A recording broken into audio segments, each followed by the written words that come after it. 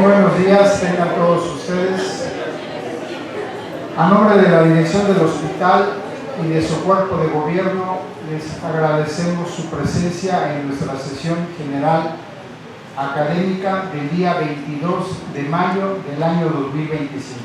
Es un gusto contar con su presencia. Y bien, a continuación tendré el gusto de presentar a nuestra profesora de este día, la profesora del tema Comunicación Efectiva, Todos a Comunicarnos, es la doctora Giovanna Eleonor Álvarez Hernández. Ella es médico residente del tercer año en la especialidad médica de calidad de la atención clínica en este hospital regional, licenciado Adolfo López Mateos. Ella es maestrante en la maestría ejecutiva en gestión directiva de instituciones en salud que realiza en la Universidad Tecnológica de Latinoamérica.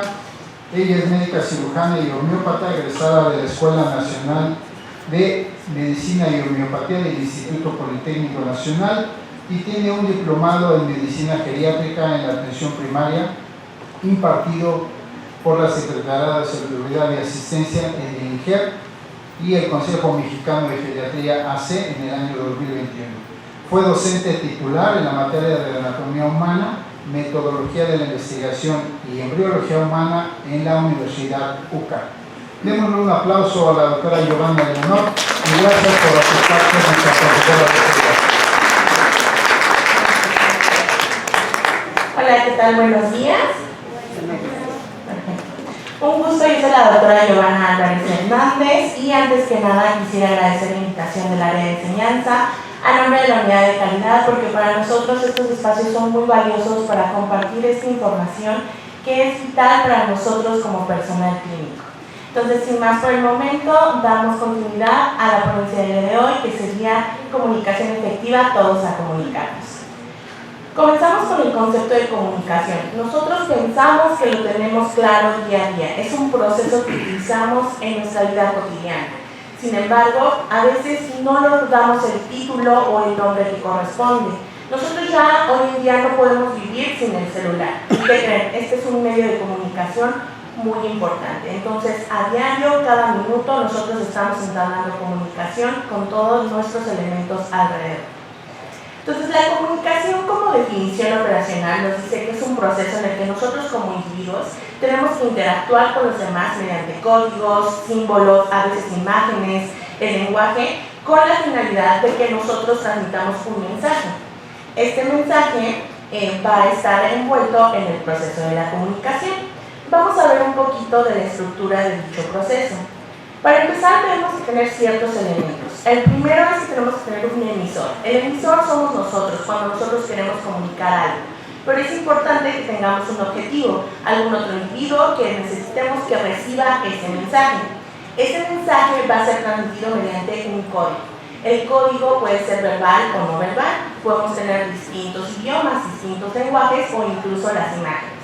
Y por supuesto que vamos a tener un canal de comunicación, que este ya puede ser el verbal o el no verbal.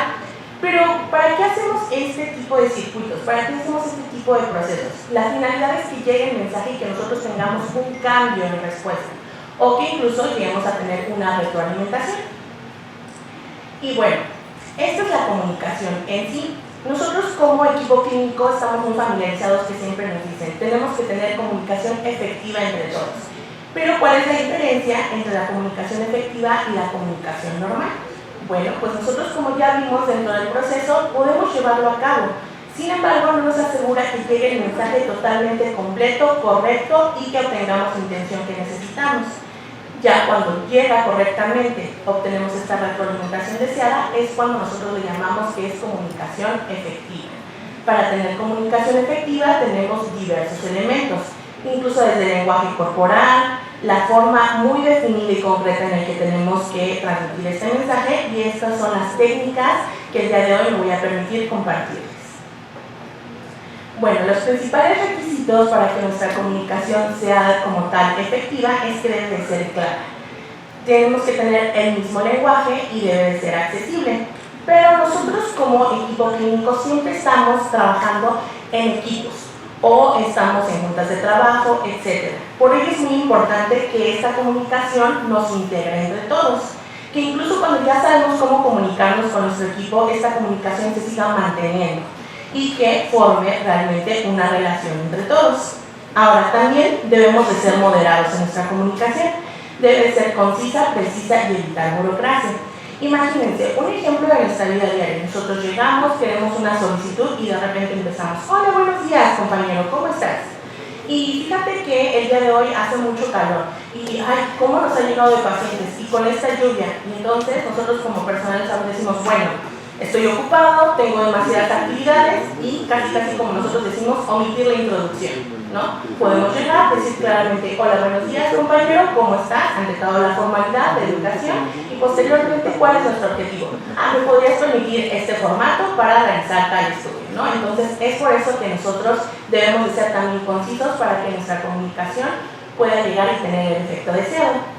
Y por supuesto que la difusión también es un elemento muy importante, porque incluso cuando nosotros funcionáramos de manera perfecta, nos comunicáramos de manera excelente, en ese momento siempre hay que estar evaluándonos.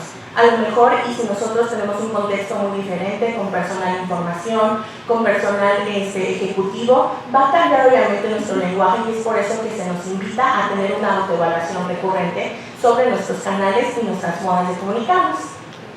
Ahora, hay muchos tipos de comunicación, pero tenemos dos principales clasificaciones. La primera es la verbal y la no verbal.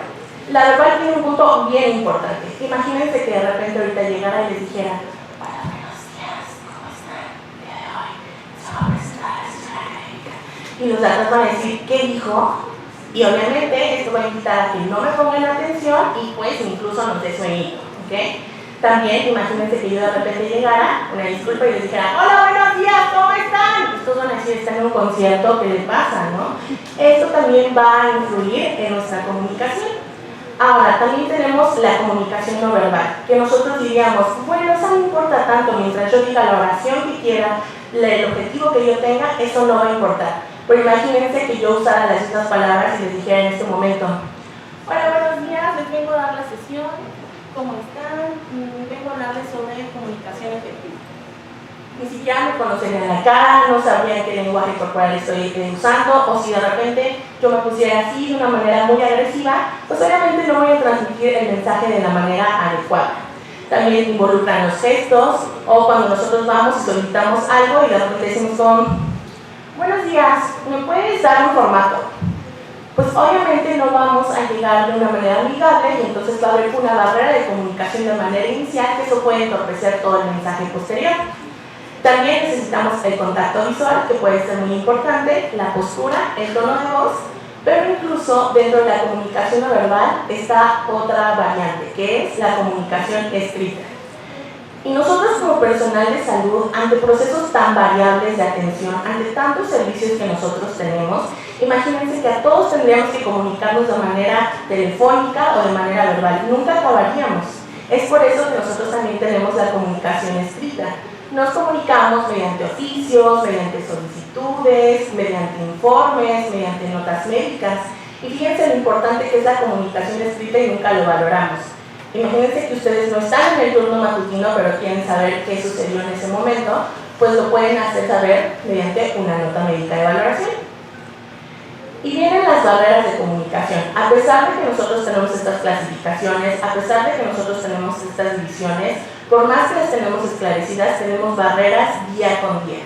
La principal puede ser psicológica, emociones. No me digan que ustedes no han tenido un mal día, llegan a trabajar y de repente les solicitan algo que a lo mejor es parte de las actividades diarias que tienen que desempeñar, pero en ese momento están de malas, y de repente si alguien llega y les dice: oye, ¿puedes hacer esto? Y tú de repente dices como: no, porque me están mandando, yo llego y luego me lo piden. Entonces ese elemento psicológico, a pesar de que se está transmitiendo el mismo mensaje, puede llegar a afectarnos en la comunicación. ¿Qué va a suceder después? El jefe va a decir: ve con qué actitud me recibes, yo te estoy pidiendo una actividad y tú te pones de malas, ¿no? Entonces ese simple elemento psicológico y emocional interrumpe nuestra comunicación. ¿Pero por qué sucede esto? No es porque estemos mal o estemos bien. Somos seres humanos que tenemos emociones, y dentro de una organización, por eso están las teorías de comportamiento que se estudian para ver cómo nuestros cambios de humor pueden afectar nuestra vida laboral. También dentro de una barrera de comunicación están los valores, algunos hábitos de conducta y percepciones. No me digan ustedes que en la vida diaria de repente con comunicación no verbal alguien pasa y nos hace así. Y de repente nosotros ¿qué decimos? ¿Viste? ¿Viste cómo me vio? ¿Viste qué dijo? Oye, pero si no dijo nada. No, pero me lo dijo con los ojos. Si las miradas hablaran, ya estuviera muerta. O sea, realmente es un lenguaje no verbal, pero que puede afectar totalmente nuestra dinámica laboral. ¿Ok? Dentro de otras barreras de comunicación están las físicas. Cuéntenme ¿ustedes irían a meditar al área de urgencias?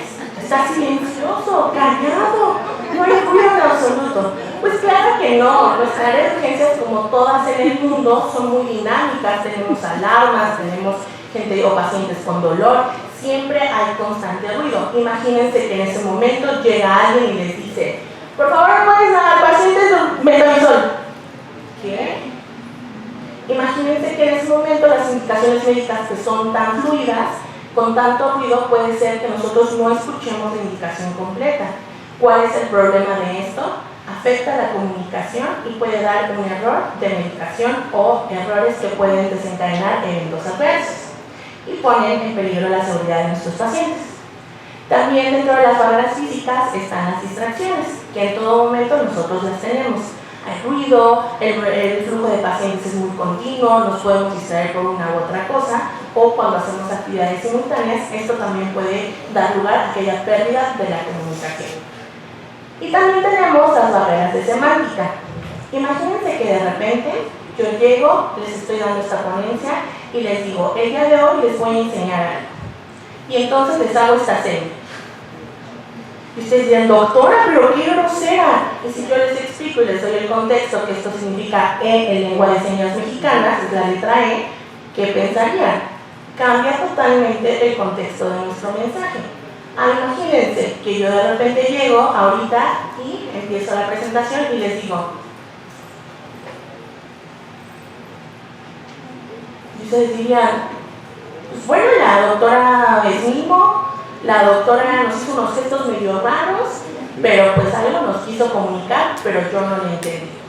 Si yo les explico el contexto y compartiéramos el mismo código, que es lengua de señas mexicanas, hubieran entendido que yo les dije, hola, ¿cómo están? Mi seña es la que representa mi nombre en lengua de señas mexicana. Es por eso tan importante que compartamos el mismo código y que se esté incluido en nuestra semántica para que todos nos podamos entender de la manera correcta. Y bueno, también tenemos otros que es, otras barreras como son las de la interrupción, que de repente todos estamos eufóricos por hablar y de repente yo interrumpo la idea del otro compañero y ya no tenemos seguimiento en el hilo de la conversación. También cuando somos expertos muchas veces en cambiar el tema, decimos, oye, pero ¿y por qué no viniste el día de ayer? Es que las lluvias, qué bárbaro, el tráfico, no, pues no pude llegar. Pero oye, yo pregunté por qué no llegaste ayer. No, pues es que fíjate que ayer estuvo terrible, pero nunca nos dijeron la razón completa. ¿Por qué? Eso puede dar lugar igual a errores de comunicación. Y por supuesto, el no escuchar, el interpretar de una manera u otra lo que se nos está diciendo y responder con la famosísima pregunta de que, oye, ¿cómo estás? ¿Qué? Oye, ¿me puedes pasar eso? ¿Qué? Entonces, eso también puede interrumpir toda nuestra comunicación. Y bueno, si nosotros lo tenemos que utilizar día a día, ¿por qué es importante que nosotros incorporemos estas técnicas de comunicación efectiva en el ámbito clínico? Pues bueno, la OMS, no lo digo yo, la OMS nos dice que en todo momento nosotros estamos en contacto con órdenes verbales y con órdenes escritas, ¿no? Entonces, el único registro de una orden o una indicación verbal cuando se nos da es nuestra memoria. Y yo estoy segura que todos los que están presentes el día de hoy tienen una memoria excelente. Pero ¿qué creen? Cuando estamos haciendo múltiples tareas, cuando tenemos muchas distracciones, pues puede dar lugar a que, ¿qué fue lo que me dijo? ¿O en qué gramaje fue el que me contestó? Entonces eso es lo que puede hacer insegura nuestra práctica clínica. Ahora, muchas veces también la interpretación es difícil. Tenemos diferentes acentos, dialectos y pronunciación. Imagínense que de repente en este momento nos llegara un paciente de Yucatán y nos dijera, no, es que ¿sabe qué? Yo tengo una molestia en el tuch. Y todos, ¿qué? en el touch, me duele mucho, doctor, me duele mucho el touch. Permítame, esa terminología no la conozco. Y entonces de repente, el ombligo, claro, el ombligo. Pero eso forma parte de la cultura de nuestros pacientes, que puede dificultar nuestra atención e incluso nuestro diagnóstico, ¿no? Eso es muy importante considerarlo. También, por supuesto, el ruido de fondo, las interrupciones y algunos nombres de medicamentos que pueden ser desconocidos. Es imposible que todos conozcamos todos los medicamentos, pero imagínense que de repente alguien llegue en algo tan sencillo o tan común de usar, que sería, ¿le puede poner tantito, metamizol? ¿Metamizol? ¿Sí dijo metamizol? ¿O metimazol? ¿Cuál dijo? ¿No? Esos son errores comunes para los cuales también tenemos barreras de seguridad.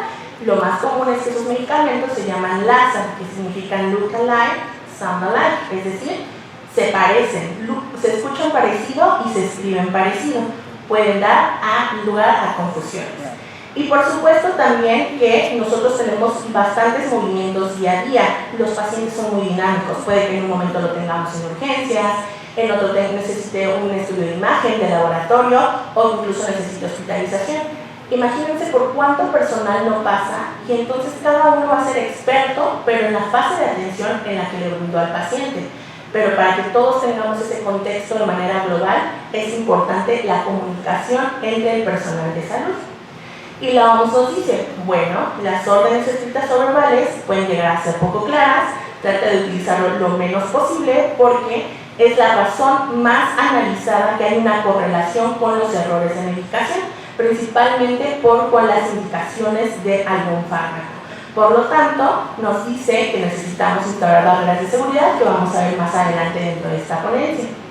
Ahora, la OMS y la OPS, que ustedes dijeron, son instituciones grandes de salud, no hacen de lado la comunicación, al contrario, incluso la definen como un eje dentro de brindar un servicio de atención clínica, que tiene que seguir los siguientes requisitos. La primera es que la comunicación tiene que tener totalmente nuestra atención.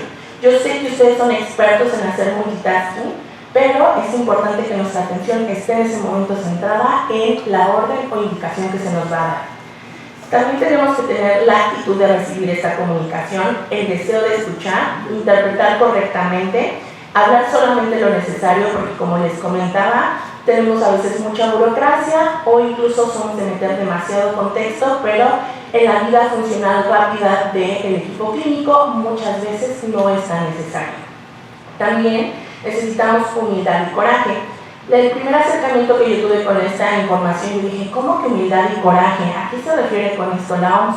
Pues bueno, realmente es humildad para recibir cualquier comentario que a lo mejor no sea totalmente de nuestro agrado, pero que va a mejorar nuestra técnica o nuestra atención clínica, y el coraje. Y ustedes dirán, ¿por qué coraje si me está diciendo que debe ser receptivo? Le va a hablar así entre dientes al paciente, oiga, ¿por qué vino el día de hoy? No, el coraje es porque muchas veces nosotros funcionamos en sistemas jerárquicos. Entonces, cuando nosotros estamos viendo alguna situación que no es correcta, es muy difícil como personal clínico poder hablar, comunicar de manera directa a nuestros superiores que a lo mejor la técnica o el procedimiento no es correcto. Es por eso que también necesitamos coraje para tener una comunicación efectiva. Y bueno, nosotros somos muy padre todo lo que les platiqué, pero realmente lo utilizamos en la vida diaria. Pues déjenme contarles que sí. De primera instancia, nosotros tenemos una gran barrera de seguridad que nos fomenta la comunicación efectiva, y esta está basada en la acción esencial para la seguridad del paciente número 2, que es referente a la comunicación efectiva como tal. Entonces, esta barrera de seguridad que tiene como objetivo, pues que estas indicaciones verbales o escritas tengan el efecto completo y que no se pierdan en el momento de la transmisión del mensaje. Es por ello que tenemos la técnica escuchar, escribir, leer y confirmar. Es decir, yo recibo una indicación por vía telefónica y lo que hago es que primero, escucho la indicación completa con toda mi atención, escribo la indicación que se me está dando, leo esa indicación para que el que está del otro lado me corrobore que es correcto lo que yo estoy anotando, y cuando nos dicen sí, es correcto, entonces nosotros llevamos a cabo y confirmamos esa indicación. Ahora yo les pregunto, está en un código azul, está en paro, está en urgencias y le dicen, doctor, póngale adrenalina. Y usted no dice, permítame, voy a hacer mi proceso, escuchar, escribir, leer y confirmar. Pues claro que no, ¿verdad? En ese momento necesitamos más acción, no podemos tener esa pérdida de tiempo en colocar esta barrera, pero para ello el gobierno de México y las acciones internacionales nos dice que aquí cambia nuestra barrera de seguridad. ¿Y qué es lo que hacemos? Aquí escuchamos, inmediatamente repetimos lo que nos están diciendo, confirman que es correcto y aplicamos el medicamento o la indicación que se nos dé en ese momento, para que todo sea más práctico, pero nuestra comunicación sigue vigente. Y posterior a ello tenemos otra técnica, que es la técnica SAE. Esta técnica se utiliza casi siempre cuando hay algún traslado de los pacientes, en cualquier área o incluso cuando hay algún cambio de medicación, algún cambio de diagnóstico, etc. ¿Y en qué consta esta técnica? Pues bueno, es un acrónimo que nos dice que nosotros tenemos que escribir la situación, los antecedentes, la evaluación y la recomendación. Y todo el mundo cree que es una técnica un poco compleja o un poco tardada, pero yo les pregunto a ustedes, ¿ustedes creen que esta técnica no la utilizamos a diario? Nosotros cuando intentamos contar algún chisme, alguna situación, inmediatamente lo que hacemos es que primero platicamos la situación. ¿Cuál es el chisme que queremos transmitir? Los antecedentes, damos un poquito de contexto, oye, están involucrados tal, fulano, tal, etc. Ahí evaluamos, nosotros decimos qué tal te parece la situación, está bien, está mal, e incluso nosotros damos recomendaciones cuando estamos escuchando algún chisme. Entonces, realmente es una estructura de comunicación que todos tenemos arraigados, por lo tanto la podemos aplicar, pero en el ámbito clínico. Es decir, la situación platicamos quién es nuestro paciente, qué diagnósticos tiene, y qué día llegó. Los antecedentes, todos los antecedentes heredofamiliares, los personales patológicos, los no patológicos, evaluamos qué está sucediendo, qué le van a hacer, estar de caídas, etc. Y las recomendaciones, que son los famosísimos pendientes. Entonces, esta es una técnica que podemos utilizar para no omitir información cuando trasladamos o hay un cambio de turno, para que todos los pacientes tengan toda la información correcta, oportuna y actualizada. Y en esta ocasión, fuera de las barreras que nosotros tenemos instauradas de manera nacional, me atrevo a compartirles unas técnicas que creo que son funcionales, pero que son recomendaciones internacionales y que están probadas en el ámbito clínico, es decir, en hospitales. Entonces, de manera internacional utilizamos la misma técnica SBAR que les acabo de comentar, pero se agrega un I, que es de identificación o de presentación. Entonces, esta presentación o identificación es dirigida, pero hacia el personal. Imagínense que ustedes tienen un trato clínico, pero de repente no saben quién nos atendió. Entonces, si nosotros como personal de salud nos presentamos con nuestro nombre, puede ser más fácil que nosotros podamos identificar en qué momento de la atención atendió este médico, en qué momento podemos acudir a ese médico para que nos aclare algún error, alguna duda, alguna indicación, etc. Es por eso que vale la pena nosotros presentarnos como personal clínico. Aparte de esto, le agrega valor a nuestra atención porque inmediatamente podemos fomentar el lazo entre la relación clínico-paciente, que puede llevar a mayor confianza, que el paciente pueda compartir con nosotros más datos y nosotros podamos tener un diagnóstico más certero con toda la información correspondiente. Y bueno, también tenemos otra técnica que es la comunicación en voz alta. Y esto, no sé si ustedes estén familiarizados cuando de repente presenciamos algún incidente en la calle y que de repente nos digan como, hey tú, los paramédicos tienen esta técnica, hey tú, el de chamarra roja, por favor, ve y llama al 911, regresas y me dices qué te dijeron. Esta es la técnica call out, es decir, en voz alta. Cuando nosotros damos una orden, nos responden y da la indicación de que tienen que ir a hacer y tenemos que tener una respuesta de vuelta. También tenemos el check back, que es el comprobar de nuevo. Esta es una herramienta que generalmente utilizamos en los códigos azules. De repente imagínense que le digan, por favor, una ampolleta de adrenalina, y ¿qué responde el personal clínico? Pasando una ampolleta de adrenalina. Entonces, es decir, damos una indicación, en ese momento nos dicen de respuesta el mismo mensaje, es decir, se entendió perfectamente y corroboramos que la información está correcta. Entonces, es una técnica en la que nosotros sabemos si el mensaje llegó o no. Si nos respondieran, disculpe, ¿qué? Entonces sabemos que nuestra comunicación no está siendo correcta y podemos enmendar esa situación. También tenemos esta otra técnica que usa un acrónimo como de pasar la batuta, como en las carreras de relevos. Y esta es exactamente la misma estructura del SBAT, pero aquí la cuestión que cambia o la que se agrega es que nosotros dentro de la presentación de nuestro paciente expresamos si hay alguna preocupación respecto a la seguridad, es decir, oye, ¿sabes qué? El familiar realmente es un poquito disperso y lo deja ir solo al baño. Entonces nada más para que estés echándole el ojito y eso hace que nosotros tengamos atención sobre el riesgo de caídas. Ese es un ejemplo. También se agrega el tiempo. Aquí priorizamos la atención de nuestros pacientes. Priorizamos si necesita alguna prueba de emergencia, algún estudio de laboratorio o gabinete que urge para que sea una atención oportuna hacia nuestros pacientes, así como la propiedad. Y ustedes dirán, mi paciente, soy muy celoso, es mío y de nadie más. Bueno, esta fase se refiere a que nosotros identificamos qué pacientes están a cargo de nosotros, pero también cuáles son sus familiares que están a cargo. Esto recibe importancia porque a lo mejor nosotros decimos, bueno, X es el familiar y cambia en cada turno, pero si nosotros identificamos quiénes son, podemos volver a capacitar en caídas o incluso en decirle que no dobleten medicamentos. Como saben, muchas veces los pacientes traen medicamentos de casa que deben de pasarse al área de enfermería, porque si no tenemos estos escenarios donde por rutina el familiar le da el medicamento a la misma hora que lo hace en casa, y si nosotros ya estamos solventando ese medicamento aquí, imagínense lo que haríamos. Suena a lo mejor un ejemplo alejado, pero en el caso de los hipotensores, si el familiar le está dando un hipotensor y nosotros otro, nunca vamos a dar con el diagnóstico de por qué el paciente se está hipotensando. Entonces, este tipo de situaciones que pueden sonar alejadas, extraordinarias o aisladas son el pan de cada día de nosotros en nuestra actividad clínica. Y estas fueron unas técnicas generales en la atención clínica. Ahora yo me permito ofrecerles estas herramientas para que si ustedes las gustan usar, pues qué mejor, acerca de la comunicación efectiva entre el personal de salud y el paciente.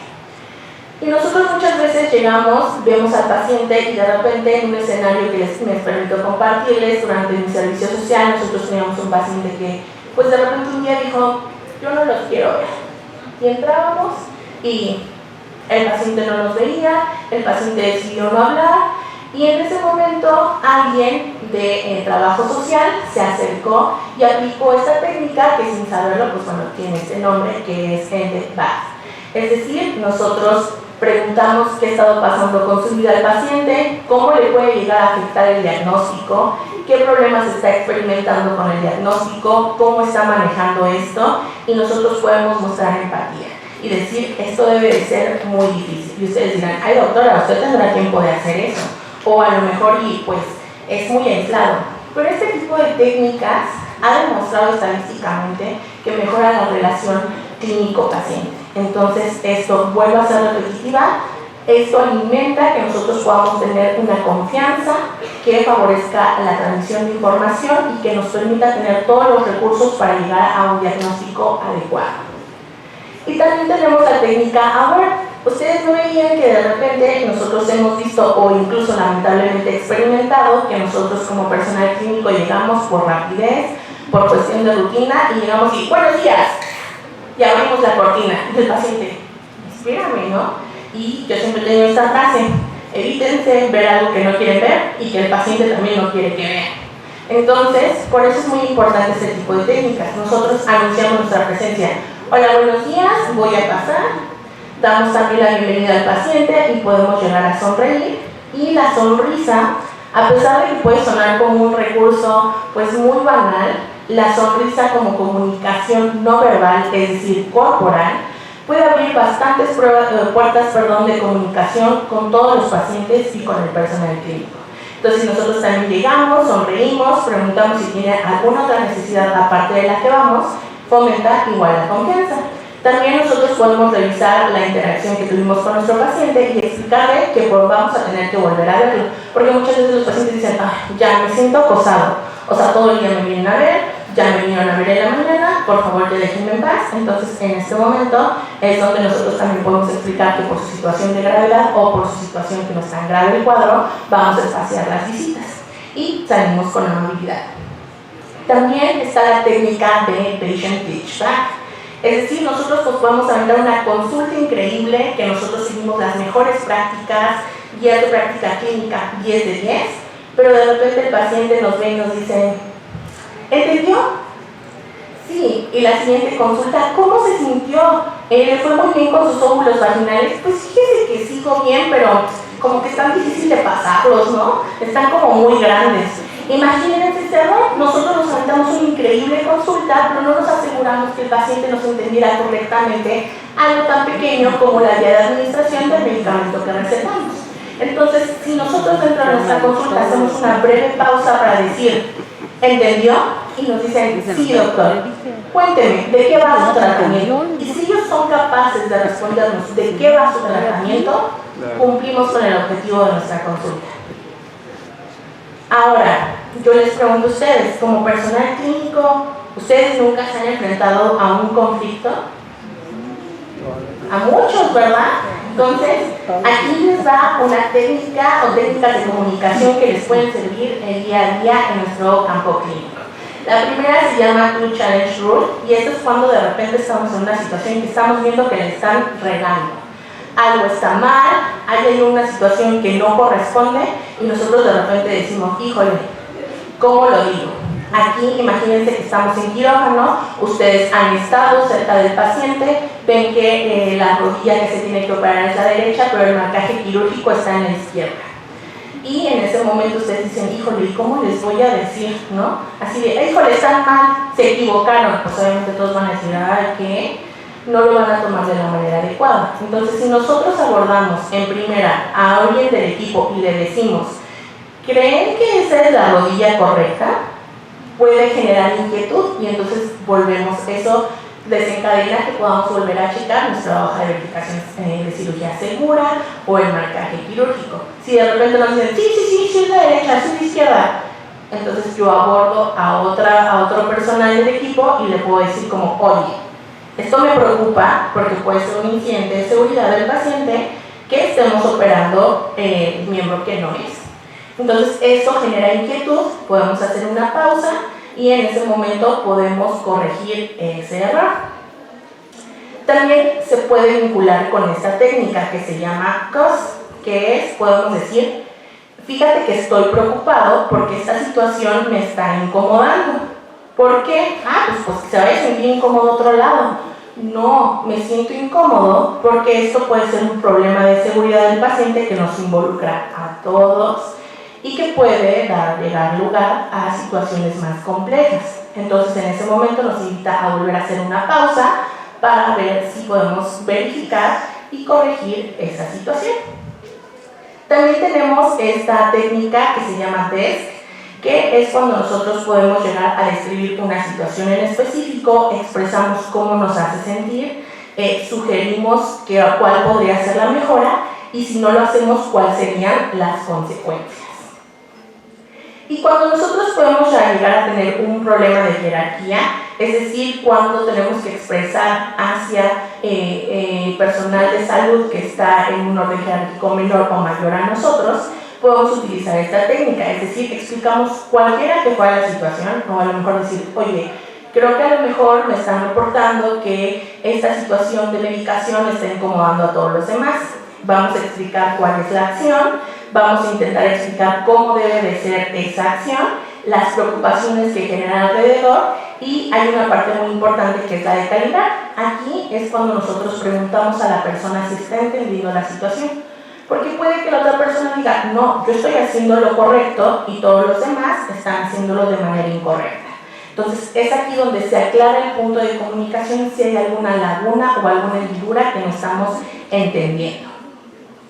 Y también respecto a los eventos adversos que son muy comunes, nosotros lo que podemos hacer es que, esperamos que nuestra cultura de seguridad del paciente vaya creciendo y conforme lo vaya haciendo nosotros podamos comunicar los eventos adversos incluso cuando ya están sucediendo. La primera acrónimo de esta técnica es el contexto. O sea, nosotros Vamos a preparar el diálogo en un lugar aislado, que no haya ruido, que no haya como alguna distracción para hablar del tema. Necesitamos apertura, es decir, hacerle saber al familiar o al paciente que vamos a hablar de un tema serio. Podemos empezar con frases como tenemos que hablar o esto es difícil de decir, pero vamos a platicar sobre esto. Tenemos que tener una narrativa. Aquí no vale poder usar algunas excusas o tratar de hacer mentiras. Es mejor describirlo de manera cronológica para que muchísimo tiempo después no se aprovechen de esas como lagunas de comunicación y se pueda tornar en una situación legal. Y bueno, por supuesto que están involucradas ciertas emociones en el cual nosotros tenemos que responder de manera empática y hacer una estrategia, es decir, hacerles saber que se va a hacer algo al respecto. Esta técnica no solo aplica para eventos adversos, sino también para quejas. Y bueno, cuando nosotros tenemos que enfrentar situaciones con muchas emociones, tenemos un acrónimo que se llama HeyBuster y les voy a platicar de qué va. No sé si ustedes se han enfrentado como servidores públicos a una frase de todos los derechohabientes y no derechohabientes que es muy famosa, que es la por mi tragues. Sí, así es muy común. Siempre nos la comentan. Imagínense que de repente nosotros estamos haciendo lo mejor de nuestro trabajo, hay alguna incomodidad con el paciente y de repente que nos dijeran esta frase por mi traga. Si nosotros decimos, nos prendemos, ¿no? Y de repente decimos, ¿cómo respondo a eso sin ser irrespetuoso, ¿no? Sin seguir con la atención de nuestro paciente? Estas son situaciones a las que nos enfrentamos día a día y nosotros como servidores públicos o como personal de salud que damos atención no sabemos muchas veces cómo responderles.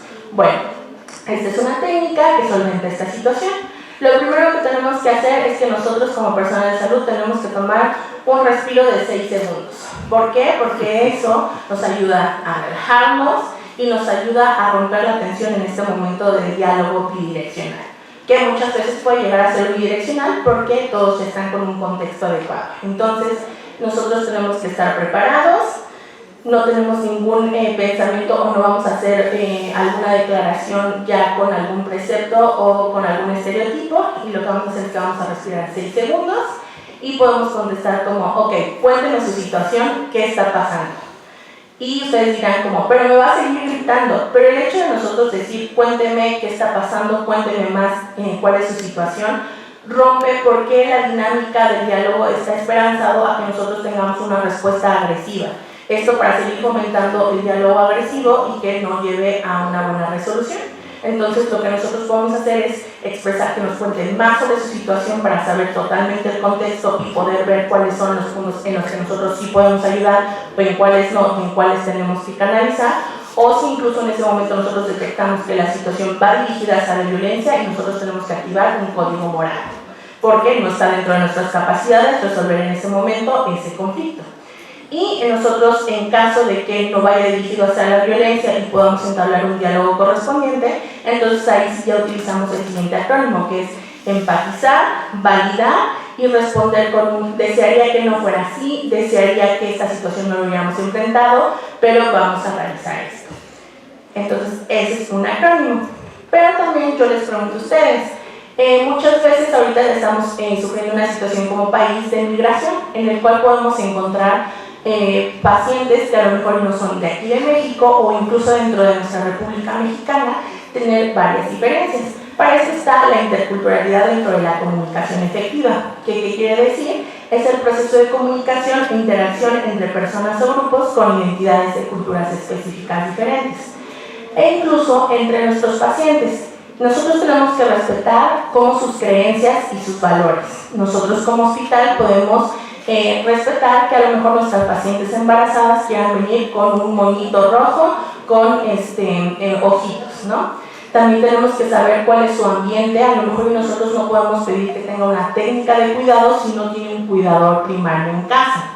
También necesitamos hablar con un lenguaje accesible para todos, saber igual cuáles son sus afiliaciones, es decir, si tiene alguna creencia religiosa que va en contra de algún tratamiento médico, saber toda su red de apoyo, si tiene algunas dificultades que nosotros podamos auxiliar con algún apoyo tanto social, administrativo o incluso algún dispositivo de apoyo de manera física, y por supuesto también el recurso económico.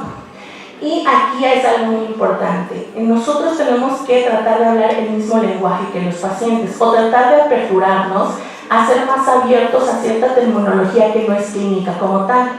A lo mejor el paciente llega y nos dice, bueno, pues yo tengo seguidillo y me dio culebrilla, y uno dice, bueno, pues, ¿qué pregunté? ¿No?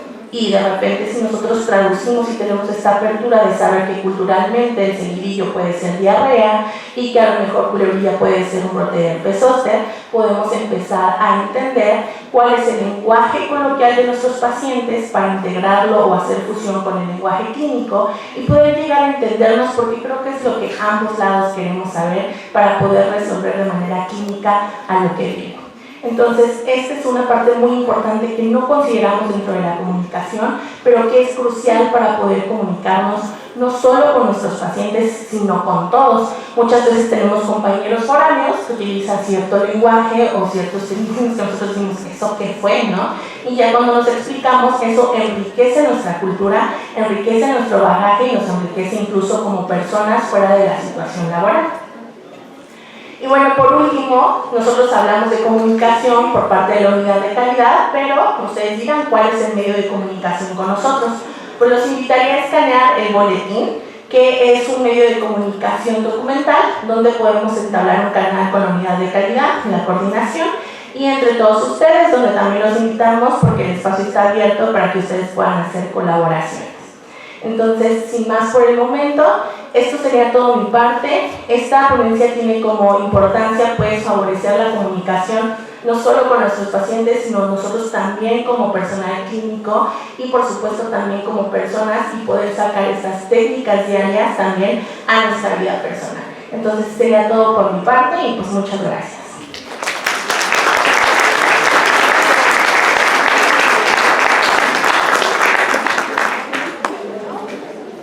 ¿Alguien tiene alguna pregunta o comentario para la profesora de esta sesión general?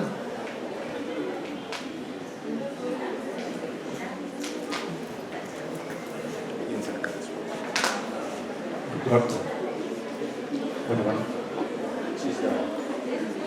¿Sí se escucha? Sí, perdón. Sí. Doctor Álvarez, buenos días. Buenos días. Felicidades. Gracias. Tres situaciones, tres reflexiones, si me permite usted. Claro. ¿Sí? La primera de ellas es que un pensador austriaco, Wittgenstein, decía que en uno de sus libros, lo primero, es decir, de lo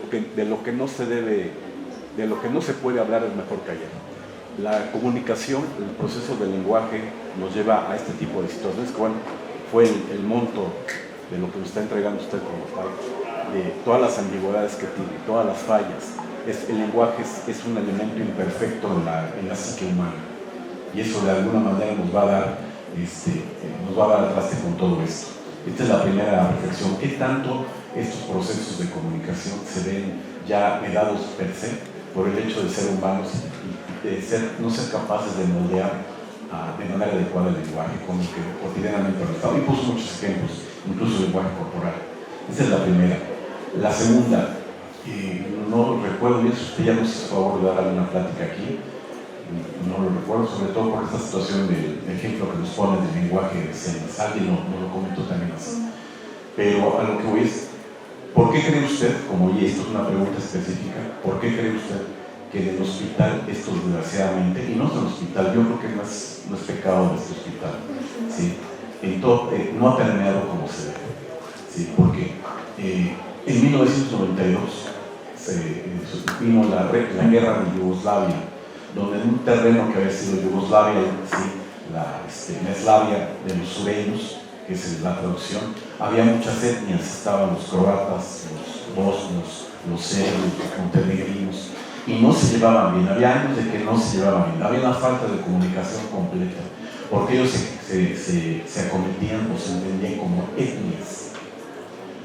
Perdón, ¿será que estamos viviendo un fenómeno? Y lo voy a decir con todo respeto hacia todos, y desde luego yo dirijo un servicio, sí, que sí, por obstetricia, y lo digo también principalmente por nosotros, que estamos creando esas pequeñas etnias con faltas de confianza y una ausencia de comunicación entre nosotros. Hay los serbios, los montenegrinos, y no nos queremos hablar. Además, por el contrario, ¿sí? Tenemos ya rencillas que no podemos solventar, ¿sí? Y eso da el traste cotidianamente, ¿sí? Dentro de los mismos yugoslavos había los serbios que eran ortodoxos y los croatas cristianos. Aquí están los clínicos y los quirúrgicos. ¿Sí? Lo digo con un poquito, desde luego, con un lenguaje coloquial, pero ejemplifica muy bien esto, y sabemos que en el 92 vinieron las guerras de independencia con una situación cruenta, porque ya se anunciaba en muchos libros, en muchas situaciones, que había este conflicto. Decía un comunicador, Niklas Luhmann, que en su libro sobre la confianza, que se pierde la confianza en la segunda vez. Tú puedes fallar una vez, pero en la segunda vez ya perdiste. Entonces, no sé qué tanto hemos perdido la confianza aquí nosotros. ¿Sí? Y la otra parte, por último, si me lo permite, en calidad, seguridad del paciente, el adelanto que hay por parte de Norteamérica es maravilloso, porque tiene muchas cosas. ¿Sí? Los acrónimos que nos da bien, por cierto, cuando comentó de palabra de tragar, yo, como estaba en el contexto de una diapositiva que venía en inglés, y le preguntaba a la doctora Chávez, ¿qué? Por dejar de tragar, o sea, como que ya no entendí. Pero bueno, a lo que voy es, vienen estas situaciones que a veces son un poquito para nosotros confusas. Si me lo permite el auditorio y desde luego usted, doctora, hay un libro de Pedro Alín Estraga, que es un antropólogo que habla sobre la plática. Su título es La curación a través de la palabra en la antigüedad clásica. Aquí podemos agregar algunas situaciones del contexto antiguo, de cómo se manejaba esto mismo, que es muy bueno estos datos, pero desde la antigüedad clásica y desde un contexto latino, que tal vez nos alcanza un poquito más a nosotros. Doctora, felicidades y gracias. Muchas gracias, doctor. Bueno, respondiendo a una de las preguntas que usted me hizo favor de hacer, realmente es una situación global. Es una situación global porque bueno, la ONU lo describe como que el problema, entrecomillado, son las emociones, pero transformar esas emociones en algo valioso. Porque la ONU nos comenta que las fuerzas laborales, las fuerzas del talento humano, es lo que le va generando valor a todo motivo o toda situación de servicio que se brinde. Pero la ONU, porque nos dice, bueno, no en todos los contextos se va a tener, por ejemplo, alguna área específica para tratarlo o algunas técnicas, porque también la comunicación lamentablemente incluye recursos financieros. Entonces, la ONU en este ámbito como global, que nos dice que es una situación que nos está afectando a todos, incluso tiene una iniciativa que es un laboratorio que se dedica a estudiar el comportamiento humano, pero en las situaciones organizacionales, porque nos dice que afecta principalmente en salud, pero también en situaciones económicas o en organizaciones gubernamentales, que por supuesto todas estas decisiones políticas, a lo mejor prescindidas de emociones, pueden dar lugar, como usted lo menciona, a guerras o a problemas mayores, ¿no? Entonces, la ONU sí tiene un esfuerzo como global de hacer este estudio del comportamiento organizacional y nos brinda escenarios, o ya le pone como título y nombre a ciertas situaciones que son muy cotidianas, a lo mejor dentro de la comunicación, como situaciones de interpretación, de incluso de prejuicio visual, e incluso de interacciones culturales, interculturales, incluso hasta de brechas generacionales. Y ya está, bueno, nos brinda como muchos recursos para tratar de adaptarlos incluso a la economía de los países y dependiendo de cada índole de cada organización. Pero realmente sí es un problema global. Realmente nosotros también en las instituciones de salud, como usted comenta, siempre hay como una barrera entre los clínicos, los no clínicos, los clínicos, los quirúrgicos, pero realmente ahí, bueno, el estudio que igual ha hecho como la OMS nos dice que la comunicación está interferida en todos lados y que aquí lo que influye mucho incluso son los antecedentes, porque nos dice que incluso problemas de comunicación son heredados, incluso nosotros no los hemos experimentado, pero alguien o el contexto donde nosotros llegamos nos lo comenta y para ser parte de esa organización o de ese contexto nosotros los adoptamos, ¿no? Cuando a lo mejor la problemática no nos afecta a nosotros.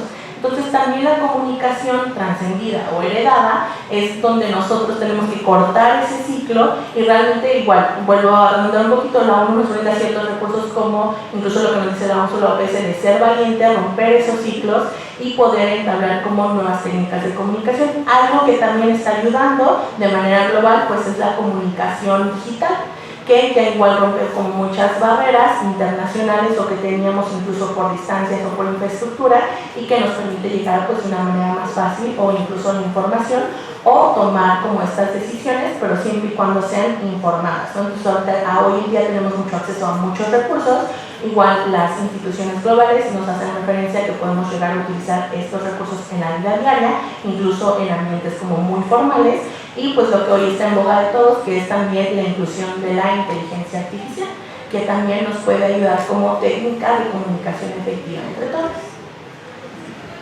Gracias.